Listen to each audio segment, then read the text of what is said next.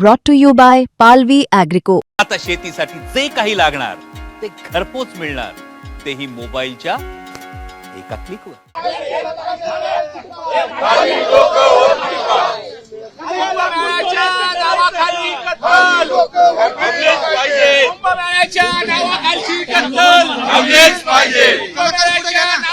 झाडांची कत्तल.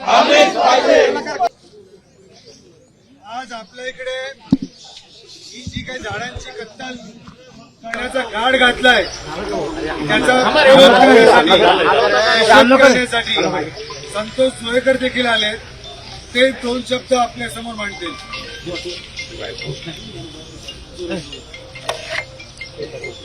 मला खरंच काही सुचत नाही, फक्त एवढंच काय निर्णय चुकीचा आहे.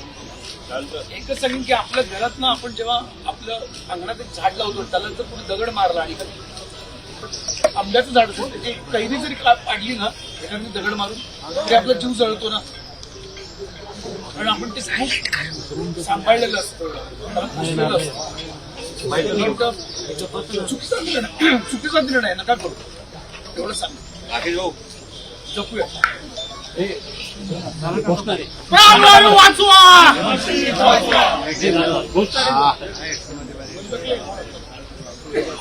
आणि कुठला पक्ष कुठला नेता एक माणूस म्हणून मी एक निसर्गाचा भाग आहे. हा माझा निसर्ग आहे, माझं नेचर आहे, ज्याच्यामुळे मी जगतोय, आपण जगतोय. आपण त्याला जगूया कारण तो आपल्याला जगवतो. एवढं सांग. महाराष्ट्र नवनिर्माण सेनेचा टकले बोला.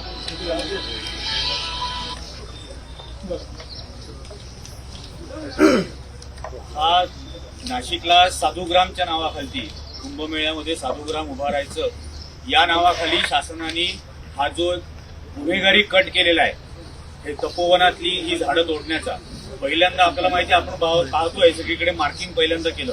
त्याच्यानंतर याच्याबद्दल ज्यावेळेला आक्षेप घेतले त्यावेळेला जनसुनवाईचं ढोंग त्यांनी केलं. त्याही वेळेला आम्ही हे म्हणत होतो की तुम्हाला 1100 झाडं नाही तोडायची. ते असं म्हणत होते की 1700, 1825 असे वेगवेगळे आकडे सांगत होते. पण त्यानंतर ही झाली 24 तारखेला आपली जनसुनवाई.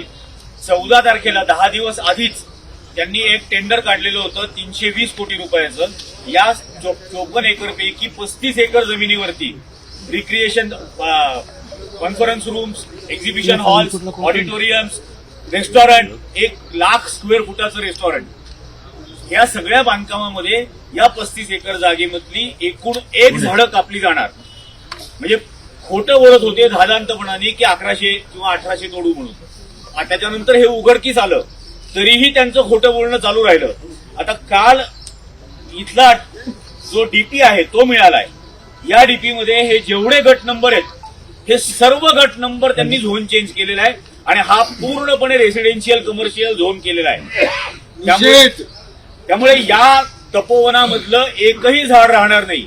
हे जे साधूंचं आणि वेगवेगळ्यांचं नावं सांगत असतात त्या साधू इतकी तपश्चर्या या झाडांनी केलेली आहे.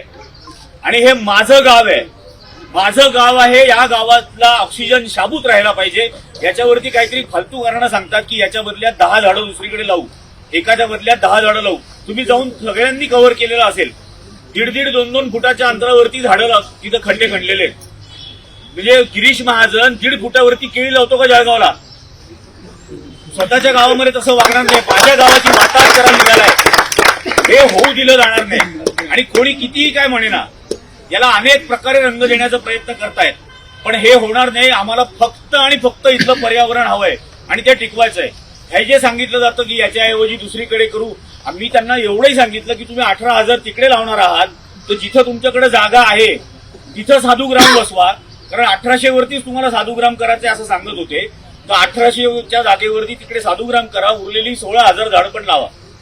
शिवाय तर ते नाही करणार. हे असल्या प्रकारची काहीतरी कारणं सांगत राहतील. याच्या विरोधात न्यायालयामध्ये, नॅशनल ग्रीन ट्रिब्युनलमध्ये सगळीकडे याच्या विरोधामध्ये दाद मागितलेली आहे आणि ती मिळेल अशी अपेक्षा आहे.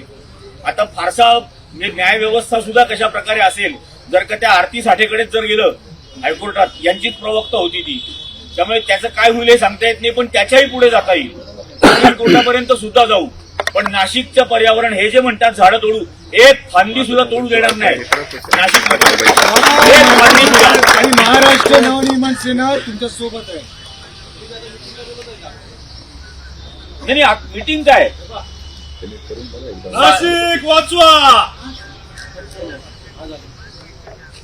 याच्यामध्ये मीटिंग. पहिल्यांदा त्यांनी हे टेंडर काढलं, त्याच्यात स्पष्ट लिहिलंय साधूग्रामच्या जागेवर हे टेंडर रद्द केल्याचं नोटिफिकेशन पेपरमध्ये प्रसिद्ध करा. पहिल्यांदा ते. आणि मीटिंग करून काय काय, हा काय निगोशिएट करण्याचा विषय नाहीये. झाडं तोडणार नाही एवढं सांगा, संपला विषय. एकही तोडणार नाही, हे टेंडर रद्द करतोय म्हणून सांगा. तो जो झोन बदललेला आहे डीपी मधला तोही दाखवतो.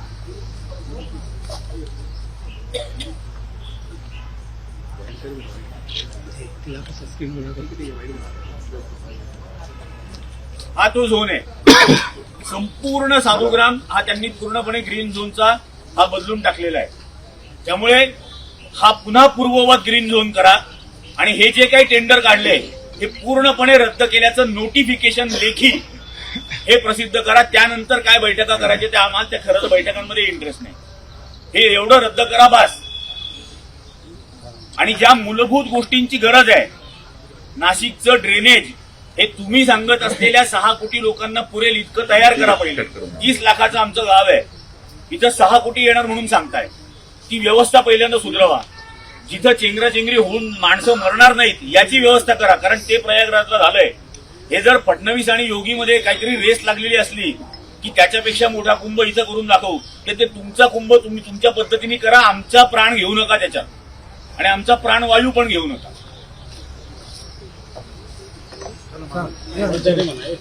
पर्यावरण सेनेचे जय सुंदरपुरे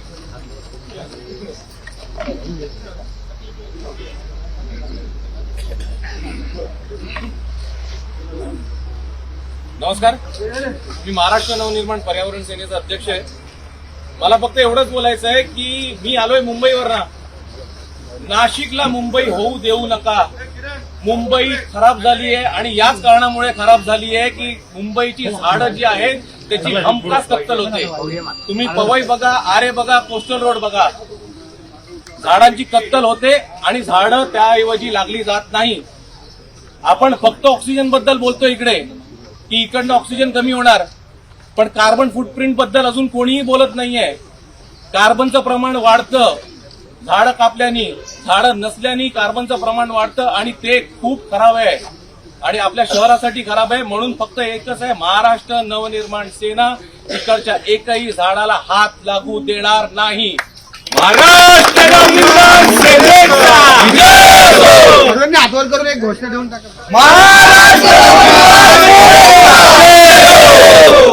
राजसाहेब ठाकरे आगे बढ़ो. महाराष्ट्र नवनिर्माण सेनेचा. आम्ही आज मुंबईवरून आलो आहोत. मी ग्वाही देतो की इकडच्या एकही झाडाची फांदी महाराष्ट्र नवनिर्माण सेना त्याला हात लावू देणार नाही. आणि माझी मुख्यमंत्र्यांना विनंती राहील, जसं पार्थ पवारला माफ केलं तसं या झाडांनाही माफ करा.